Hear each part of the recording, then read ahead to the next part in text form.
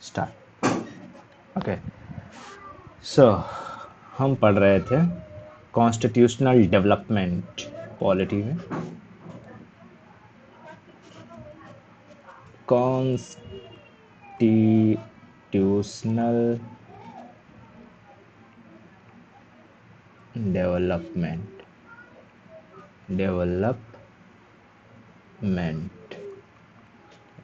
Constitutional development. Okay, constitutional development में हमने कई सारी चीज़ें देखी। पहले हमने देखा चार्टर एक्ट।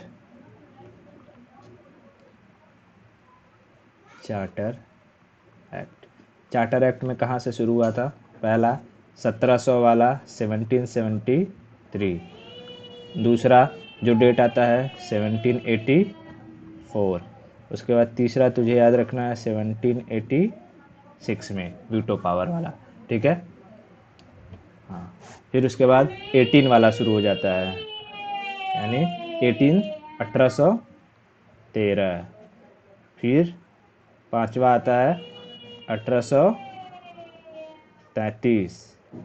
फिर 20 साल बाद आया छठवां 1853। फिर वो लोग 20 साल बाद लाने वाले थे, लेकिन इसी के बीच में कुछ आ गए। कौन? ब्रिटिश रिवोल्ट का हो गया। 1857 की क्रांति हो गई, इसलिए वो लोग डर के मारे फिर लाने लगे। कौन सा? गवर्नमेंट ऑफ इंडिया एक्ट, ठीक है। तो दूसरी चीज़ हम यहाँ देखते हैं, गवर्नमेंट ऑफ इंडिया एक्ट। पहला गवर्नमेंट ऑफ इंडिया एक्ट आया 1858 में, 1858 में, ठीक है। फिर उसके बाद जो है दूसरा 1876 को अभी गोली मार दे, यहाँ 61 सीक्वेंस से थोड़ा याद कर लेता हूँ। 1876 और फिर चौथा जो हमने देख लिया था 1892, ठीक है। ओके, यहाँ तक 61 में आईपीसी सीआरपीसी, वही है ना, आईपीसी सीआरपीसी के बारे में 61 में इंक्लूड किया गया, याद आया? ओके, पोर्टफोलियो सिस्टम 3 हुआ था, ठीक है। ओके ओके, शॉर्टकट में लिख देता हूँ, you will get to know. जैसे यहाँ पे आईपीसी सीआरपीसी पोर्टफोलियो, ठीक है, याद रहेगा। यहाँ पे क्वीन को पावर दे दिया गया, पावर्ड, ठीक है। उसके बाद यहाँ पे राजा को पावर दिया गया था, किंग पावर्ड, यानी भारत का गवर्नेंस सारा का सारा पावर राजा के हाथ में, फिर राजा के हाथ से रानी के हाथ में चला गया। और 92 में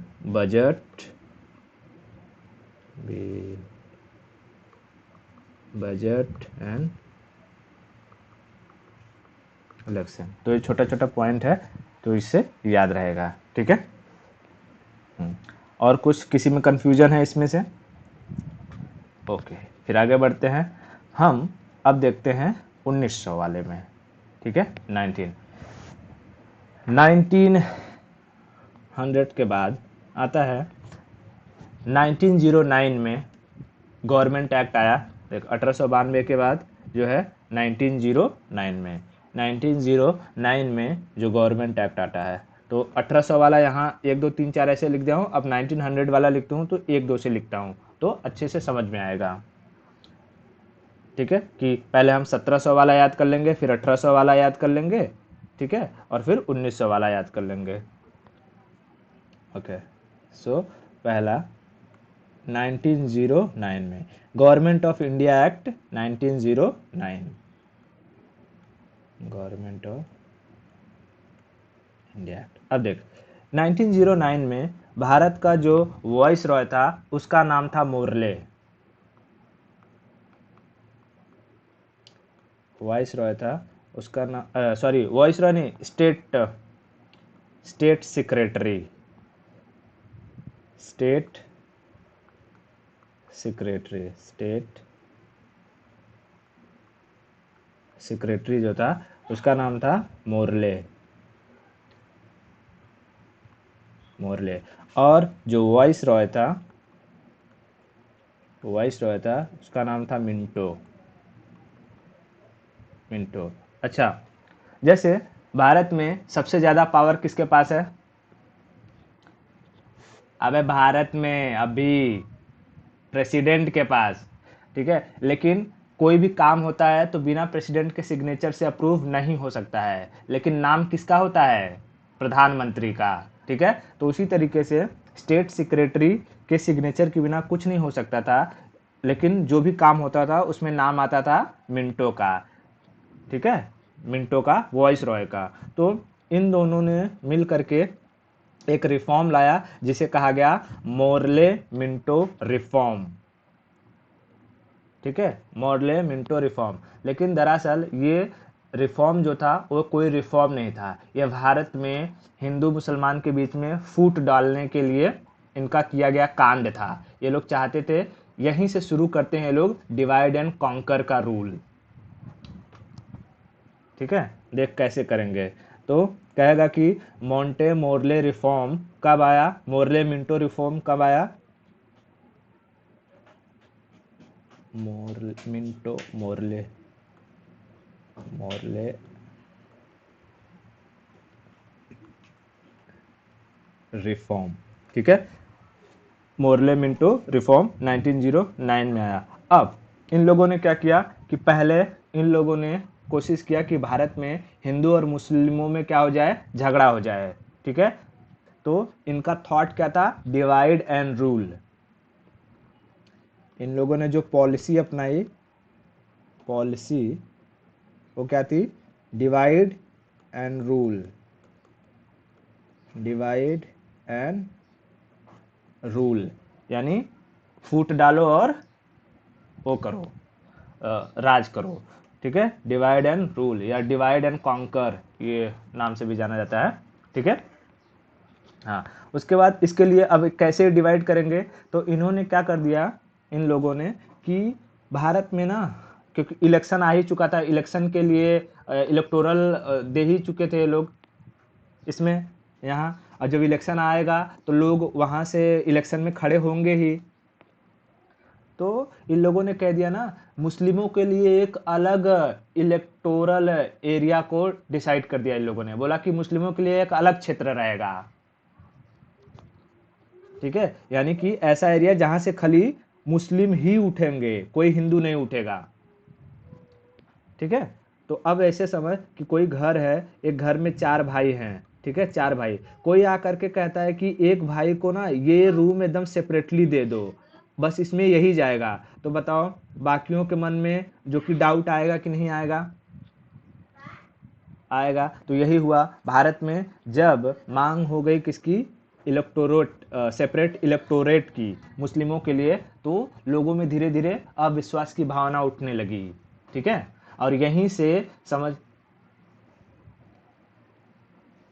अरे हिंदुओं में, भारत में जो हिंदू थे, अब हिंदू के मन में क्या होने लगा कि इनको खाली स्पेशल ट्रीटमेंट क्यों दिया जाएगा, और ये लोग समझ नहीं पा रहे थे। और मुस्लिम को लग रहा था कि हमको तो जो कि स्पेशल ट्रीटमेंट दिया जा रहा है, उन लोग को पहले से ही ये लोग क्या बोल दिए कि तुम लोग माइनॉरिटीज हो, तुम लोग कम संख्या में हो, तो तुम लोग के लिए क्या रहना चाहिए? एक अलग क्षेत्र रहना चाहिए जहां से सिर्फ तुम लोग उठो और तुम्हारे रिप्रेजेंटेटिव हो। बात समझ में आ रही है? पहले भारत में, पूरे भारत में, चाहे जो आज का पाकिस्तान है, ठीक है, बांग्लादेश है, म्यांमार है, सब जगह सब लोग मिलजुल के रहते थे। चाहे 10 मुस्लिम हो, एक हिंदू हो, एक 10 हिंदू हो, एक मुस्लिम हो, कोई दिक्कत नहीं था। लेकिन ये भावना कि तुम माइनॉरिटीज हो, तुम्हें सप्रेस किया जाएगा, तुम्हें ये किया जाएगा, ये भावना किसने डाली? अंग्रेजों ने। यानी ये जो मोर्ले और मिंटो थे, इन दोनों ने। इसमें सबसे बड़ा हाथ मिंटो का था। इसलिए मिंटो को भारत में सांप्रदायिकता का जनक कहा जाता है, यानी फादर ऑफ कम्युनलिज्म, जो मारधाड़ फैलाता है। बात समझ में आई? हाँ, तो इन्होंने क्या कर दिया, किसकी घोषणा करी, मांग किसको कर दी कि भैया जो मुस्लिम होंगे, मुस्लिमों के लिए एक सेपरेट इलेक्टोरेट रहेगा, चुनाव क्षेत्र। ठीक है, मुस्लिम के लिए सेपरेट इलेक्टोरेट, इलेक्टोरेट मतलब चुनाव क्षेत्र, चुनाव क्षेत्र। और यही एरिया, जिस एरिया को लोगों ने सेपरेट किया था कि यहाँ से सिर्फ मुसलमान उठेंगे, वही एरिया बाद में जाकर के पाकिस्तान बनता है। बात समझ में आया? तो भारत में सांप्रदायिकता का जनक किसे कहते हैं? मिंटो को, फादर ऑफ कम्युनलिज्म, कम्युनलिज्म किसे कहा जाता है? मिंटो को। बहुत खचरे थे दोनों। बात समझ में आई? तो 1909 गवर्नमेंट ऑफ इंडिया एक्ट 1909 में क्या क्या चीजें हुई?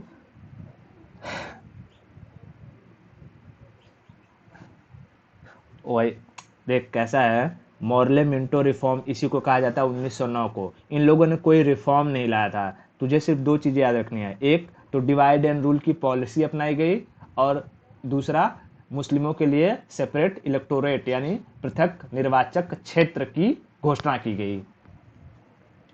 ठीक है, ताकि हिंदू मुस्लिम में क्या हो सके, द्वेष की भावना उत्पन्न हो सके और दोनों एक दूसरे में लड़े और हम लोग यहाँ आराम से तमाशा देख के राज करें।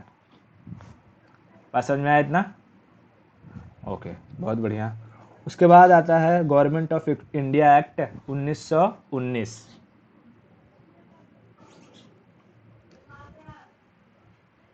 गवर्नमेंट ऑफ इंडिया एक्ट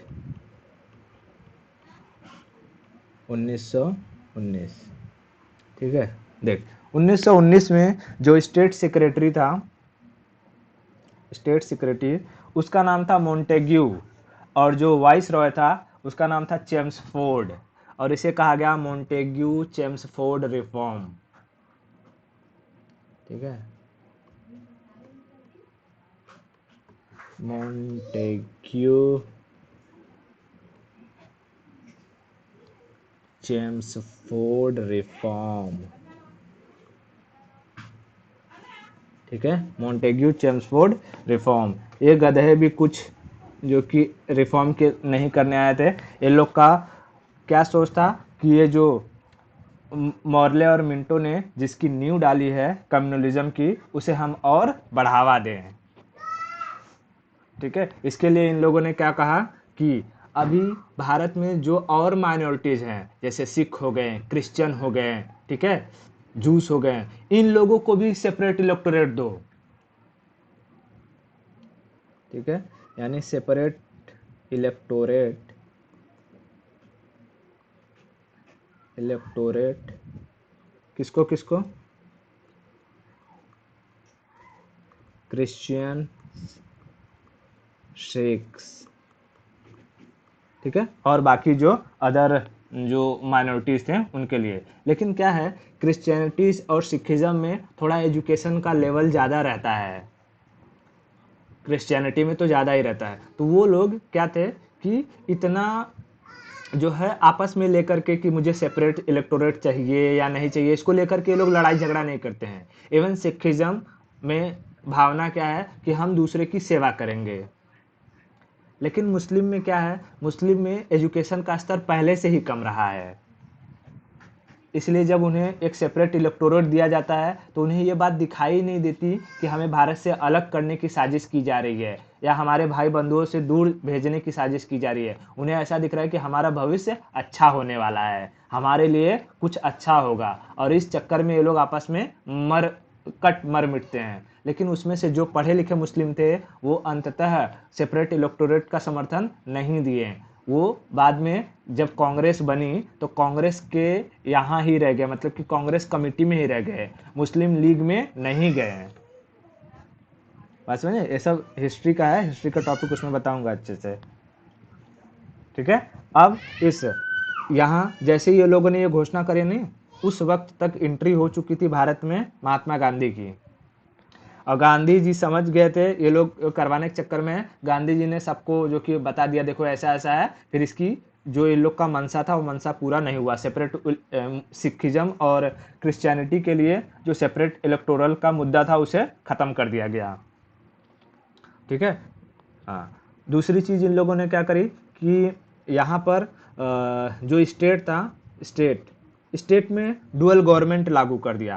कह दिया कि जैसे कोई एक प्रोविंस है, ठीक है, पंजाब प्रोविंस है मान लो, तो पंजाब प्रोविंस में जो मेन मेन काम रहेगा जैसे टैक्स कलेक्शन का, ठीक है, किसी एरिया को एरिया में फोर्ट वगैरह बनाना है, उसे फोर्टिफाई करना है, वहाँ से ट्रेड करना है, ठीक है। हाँ, इन सब का जो मेन मेन काम है उसकी जिम्मेदारी ब्रिटिशर्स के पास होगी। और नाली बनवाना है, नाली, पानी की व्यवस्था देखनी है, ठीक है, सफाई करना है, इसकी जिम्मेदारी भारतीयों की होगी। ठीक है, यानी एक ही प्रोविंस में दो शासन चलेंगे, तो इसे क्या कहा गया, डुअल गवर्नमेंट इन प्रोविंस। ठीक है, जैसे dual government British east India company पर आया था कि नहीं आया था, आया था, वैसे ही इन लोगों ने डुअल गवर्नमेंट इन स्टेट या प्रोविंस चालू किया। डुअल गवर्नमेंट इन प्रोविंस बोले तो स्टेट में। ठीक है, स्टेट में डुअल गवर्नमेंट कैसे आएगी, एक तो रहेंगे ब्रिटिश और इंडियंस, इंडियंस। ठीक है, ब्रिटिश के पास जो मेन मेन फंक्शन रहेगा, हाई पावर। ठीक है, हाँ, हाई पावर,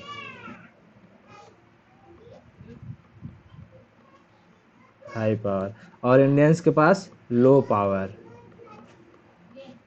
ठीक है, इन लोगों ने क्या किया कि एक प्रोविंस में जो कि सब्जेक्ट को डिवाइड कर दिया। ठीक है, सब्जेक्ट जैसे एजुकेशन के मामले में देखना है तो ब्रिटिश देखेंगे, ट्रेड का देखना है तो ब्रिटिश देखेंगे, टैक्स कलेक्शन करना है ब्रिटिश देखेंगे। तो जो सब्जेक्ट ब्रिटिशर्स के लिए रखे गए उसे उसे कहा गया स्ट्रक्चर्ड सब्जेक्ट या आरक्षित reserved subject.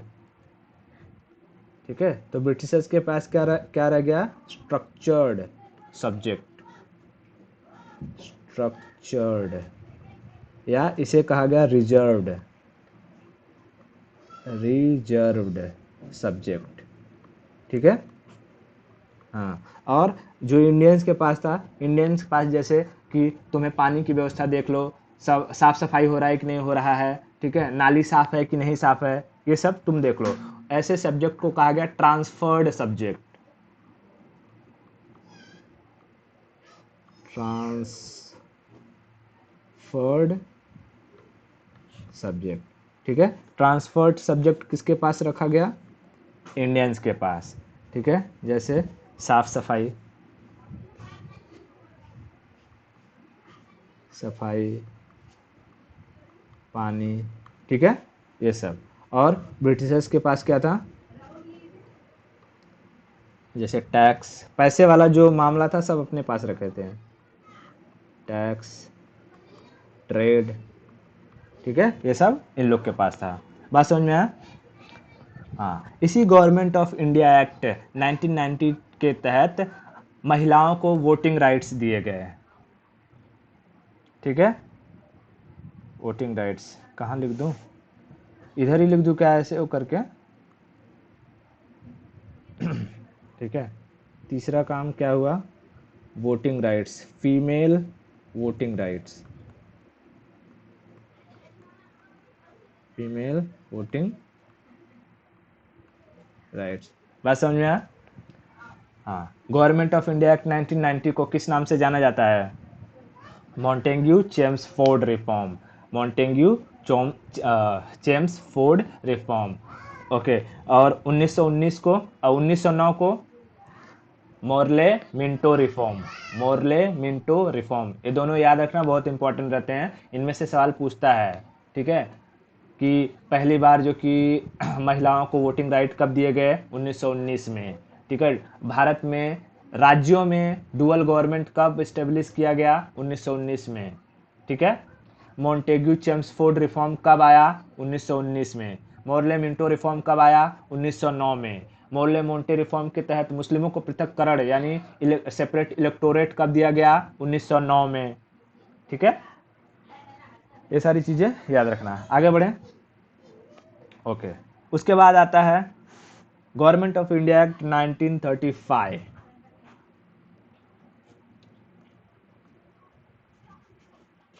Government of India act 1935। और हमारे भारत में जो हमारा कॉन्स्टिट्यूशन है, मैक्सिमम चीज़ें इसी गवर्नमेंट ऑफ 80% चीज़ें इसी गवर्नमेंट ऑफ इंडिया एक्ट 1935 से उठाई गई हैं। ठीक है, गवर्नमेंट ऑफ इंडिया एक्ट 1935 से ही उठाई गई हैं। तो इसके बारे में समझते हैं कि ये जो गवर्नमेंट ऑफ इंडिया एक्ट 1935 में जो इम्पोर्टेंट है, क्योंकि सब तो पढ़ेंगे नहीं कि हाँ ये है ये है ये है, ऑलरेडी पॉलिटी पढ़ चुके हैं हम लोग। हाँ, इसमें मेन मेन चीज़ें याद रखनी है कि जैसे गवर्नमेंट ऑफ इंडिया एक्ट 1935 के तहत म्यांमार को भारत से अलग कर दिया गया 1936 में। पहली चीज़ क्या, म्यांमार,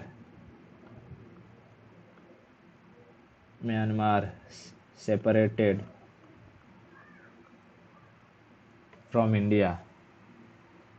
ठीक है, भारत से म्यांमार निकल गया कब, 1936 में। 1935 के गवर्नमेंट ऑफ इंडिया एक्ट के तहत 1936 में ये अलग हो गया। ठीक है, 1936 में उसे अलग हो गया। अब आएगा एक्ट वैक्ट बनाया जाएगा तो ऐसा थोड़ी कि तुरंत सब कुछ लागू हो जाएगा, कुछ टाइम लगता है ना। हाँ, तो गवर्नमेंट ऑफ इंडिया में लिखा गया था कि म्यांमार को भारत से अलग कर देना है, तो 1936 में जाकर के म्यांमार भारत से अलग हो गया। ठीक है, हाँ, लेकिन 1919 में क्या हुआ था, जलियांवाला बाग हत्याकांड हो गया था। ठीक है,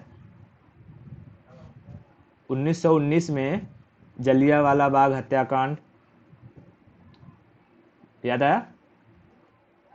हाँ, ठीक है, 1919 में जलियांवाला बाग हत्याकांड हो चुका था, इसलिए पूरे देश में ना एक गुस्सा भरा हुआ था और अंग्रेज डर रहे थे कि कहीं 1857 जैसी कोई दोबारा क्रांति ना हो जाए।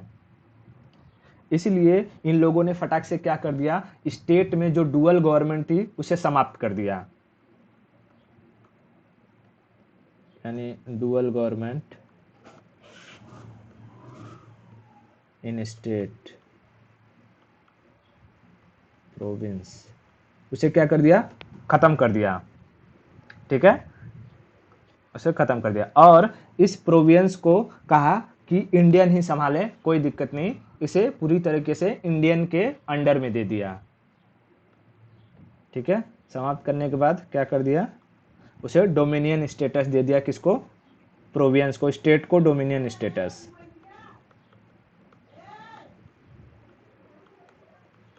प्रोविंस को डोमिनियन स्टेटस, डोमिनियन स्टेटस मतलब कि इस पर अब कौन, किसका अधिकार है, पूरी तरीके से यहाँ का देख रेख कौन करेगा, इंडियंस ही करेंगे। ठीक है, इंडियंस राइट, बात समझ में आई। ओके, लेकिन इन लोगों ने सेंटर में कहा कि अब हम लोग सेंटर में जो कि ब्रिटिश देखेंगे और स्टेट में इंडियंस देखेंगे। लेकिन इंडियंस के मन में क्या हो रहा था कि अब हम लोग ना यहाँ स्टेट में डोमिनियन स्टेटस तो मांग ही लिए हैं, सेंटर में भी हमें आधा राइट चाहिए, यानी हम लोग सेंटर में भी जा कर के बैठेंगे और वहाँ से भी कामकाज को देखेंगे। ठीक है, यानी इसी गवर्नमेंट ऑफ इंडिया एक्ट 1935 के तहत सेंटर में भी क्या लाया गया, डुअल गवर्नमेंट, डुअल गवर्नमेंट। ठीक है, dual government, dual government in centre. इसमें डुअल गवर्नमेंट जब भी कहेगा तो यहाँ पर कौन कौन रहेंगे, Indians and British, British and Indians. बात समझ में आई? हाँ, ब्रिटिश और इंडियंस। लेकिन 1935 आने के साथ ही जो ब्रिटिशर्स थे उनको इस बात का अंदेशा हो चुका था वर्ल्ड वॉर 2 होने वाली है, और वर्ल्ड वॉर 2 में ब्रिटिश अकेले जीत नहीं सकते थे, उन्हें भारतीयों का साथ चाहिए ही चाहिए था। ठीक है, भारतीयों का साथ चाहिए ही चाहिए था। इसलिए ये लोग ना भारतीयों को खुश करने में लगे हुए थे, भारतीयों को खुश करने में लगे हुए थे। और इन लोगों ने क्या कहा कि एक काम करो, आप ना जो कि अपना क्या बनाओ, एक जो कि पॉलिटिकल पार्टीज वगैरह बनाओ, बढ़िया सा पॉलिटिकल पार्टी ऑलरेडी क्रिएट हो चुकी थी जो कि 1985 में ही, और 1980 बोलो 80-85 में ही कांग्रेस, है ना। हाँ, कांग्रेस बन चुकी थी, लेकिन उसका एक भारत में ऐसे कोई, जैसे अभी के टाइम में गवर्नमेंट चलता है वैसा कोई रिप्रेजेंटेशन नहीं था। लोग आते थे, अपना मीटिंग करते थे, लेकिन वो भारत पर रूल करें या भारत में भी उनका कोई योगदान रहे, ऐसा कुछ नहीं होता था। लेकिन ये जो 1935 का मामला आया जब, तो 1935 में उन लोगों ने, ब्रिटिशर्स ने कहा कि अब आप लोग भी भारत के कुछ हिस्सों को संभालिए।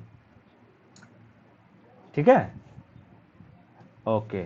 तो अब इसी में 1935 में गांधी जी ने जो कि वो कर दिया, बोला अब हमको ना ये राज्यों पर डोमिनियन स्टेटस या सेंटर में जो कि डुअल गवर्नमेंट, ये नहीं चाहिए, हमें अब पूरे भारत में डोमिनियन स्टेटस चाहिए।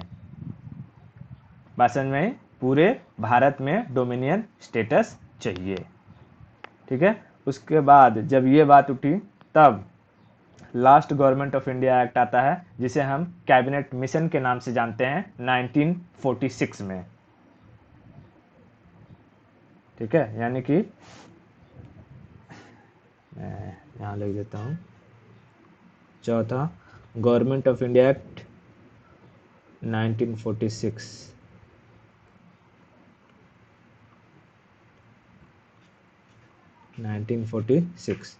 इसमें क्या, कैबिनेट मिशन।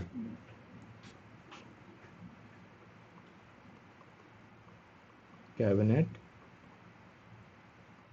मिशन कब आया था? ये मार्च 1946 में आया था। ठीक है, मार्च 1946 में ये भारत आया था, कैबिनेट मिशन।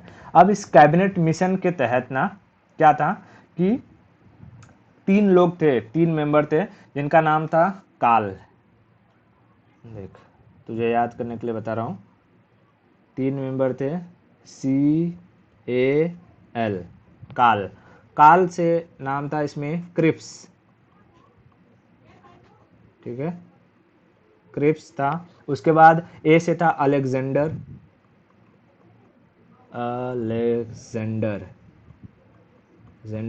और एल से था लॉरेंस।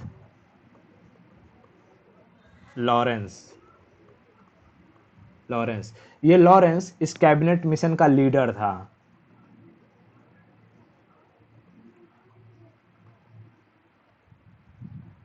ये तीनों आदमी हैं, ये कैबिनेट मिशन। देख, भारत में जब मांग चलने लगी कि हमें डोमिनियन स्टेटस चाहिए पूरी तरीके से, ठीक है, तो वहाँ, और अभी ये जो ब्रिटिश ईस्ट इंडिया बोल रहा हूँ, जो रानी थी, ये देना नहीं चाहती थी भारत को डोमिनियन स्टेटस। क्यों? क्योंकि सेकेंड वर्ल्ड वॉर में उन्हें भारतीयों का साथ चाहिए था। ठीक है, तो रानी ने क्या कहा कि वहाँ से एक मिशन भेजा, मतलब 3 लोगों का समूह भेजा, जिसमें क्रिप्स, अलेक्जेंडर और लॉरेंस, ये तीनों बंदे आए हैं। ये लोग पढ़े लिखे थे। ये लोग ने आकर के क्या कहा कि तुम लोग ऐसा जो कि डोमिनेंट स्टेटस की मांग कर रहे हो, लेकिन संभालोगे कैसे भारत को? ठीक है, तुम भारत को संभालोगे कैसे? तो इन लोगों ने ना आकर के यहाँ पर सुझाव दिया, कहा कि एक काम करो, तुम पहले अपनी एक कॉन्स्टिट्यूएंट असेंबली बनाओ, संविधान सभा, और अपना एक भारत का संविधान बनाओ। उसके बाद एक इंटरिम गवर्नमेंट बना लो कि जब तक संविधान बन के रेडी नहीं होता तब तक तुम लोग भारत को समझो हमारे अंडर में कि कैसे इस पर रूल करना है, किस तरीके से देश राज्य को चलाना है, कैसे सारे सर्विसेज को प्रोवाइड करनी है। बात समझ में? हाँ, तो कहता है कि कैबिनेट पूछता है कैबिनेट मिशन का में आए हुए कैबिनेट मिशन का लीडर कौन था। हाँ, एल से लीडर और एल से लॉरेंस। ठीक है, इसने इन कैबिनेट मिशन ने क्या सजेशन दिया? दो, कहा कि पहले तुम क्या करो, अपनी एक संविधान सभा बनाओ, कॉन्स्टिट्यूएंट असेंबली, कॉन्स्टिट्यूएंट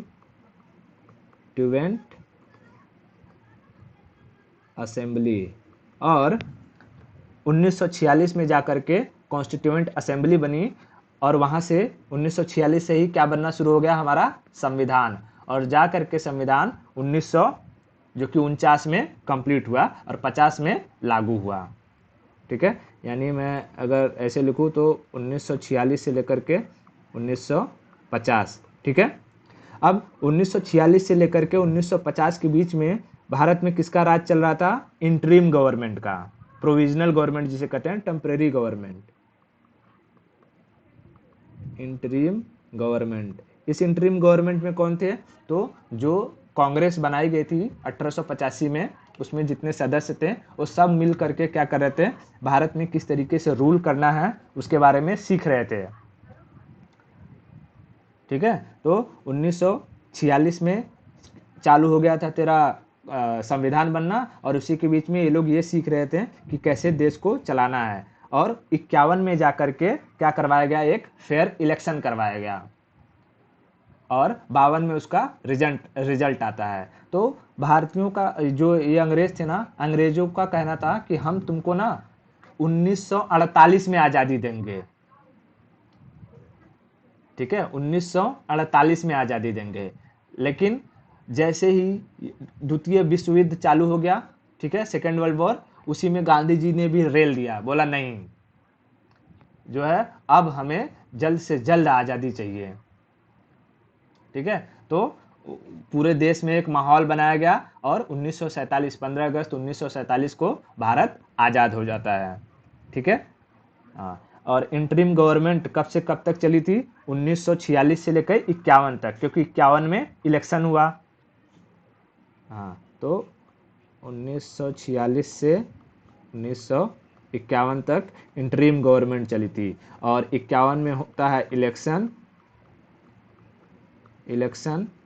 और 52 में आता है रिजल्ट, 1952 में। और इसी रिजल्ट के तहत हमारे जो पहले प्रधानमंत्री थे जवाहरलाल नेहरू बनाए जाते हैं। ठीक है, अब देख जवाहरलाल।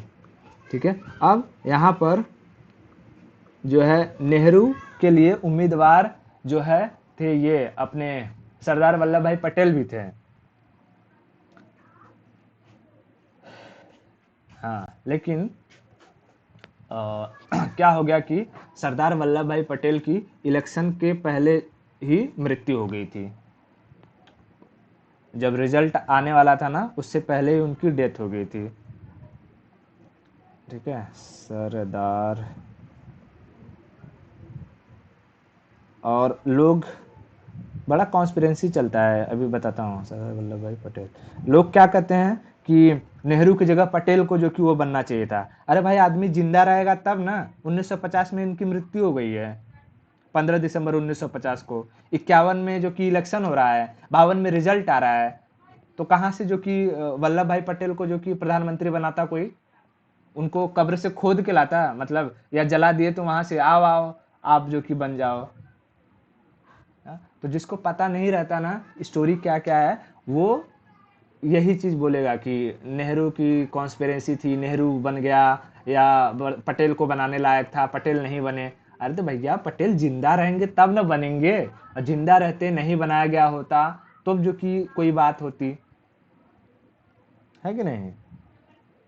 हाँ, और इस तरीके से हमारा जो ये कॉन्स्टिट्यूशनल डेवलपमेंट का पार्ट था वो ख़त्म होता है, क्योंकि अब इसके बाद जो रूल होगा वो सीधा भारत जो कि इंडियन गवर्नमेंट का रहेगा और धीरे धीरे 1950 में जैसे ही तेरा ये लागू हो गया, हमारा संविधान जैसे लागू हो गया, संविधान लागू होते ही हमारे पहले प्रेसिडेंट चुन लिए जाते हैं राजेंद्र प्रसाद, और इलेक्शन के बाद हमारे पहले प्रधानमंत्री चुन लिए जाते हैं। ठीक है, तो ये चीज़ याद रखना कि 1946 से 51 के बीच में जो भारत में मतलब कि भारत के सिस्टम को चला रही थी गवर्नमेंट, उसे इंटरिम गवर्नमेंट कहते हैं, टेम्प्रोरी गवर्नमेंट। बात समझ में? तो ये पूछता है इंटरिम गवर्नमेंट से क्या समझते हो तुम, या इंटरव्यू में पूछ देते हैं कि इंटरिम गवर्नमेंट से मतलब कि उसका क्या मतलब होता है, तो तुझे बताना पड़ेगा कि इंटरिम गवर्नमेंट मतलब जब 1946 से लेकर 1950 के बीच में जब हमारे संविधान बन रहा था, उसके बीच में हमारे जो कांग्रेस के लीडर थे, जो भी पार्टियों के लोग थे, वो लोग ये सीख रहे थे कि हमें देश को किस तरीके से चलाना है, और उस 5 साल के बीच में जो गवर्नमेंट चली उसे ही क्या कहते हैं, इंटरिम गवर्नमेंट कहते हैं। उसे कोई जनता ने चूज करके नहीं भेजा था। ठीक है, हाँ, तो इसमें तेरा जो कि कुछ अंग्रेज भी थे, अब वो सब हिस्ट्री का पार्ट आ जाता है, तो वो हम हिस्ट्री में देखेंगे उसको। इतना क्लियर हुआ? ओके, बहुत बढ़िया।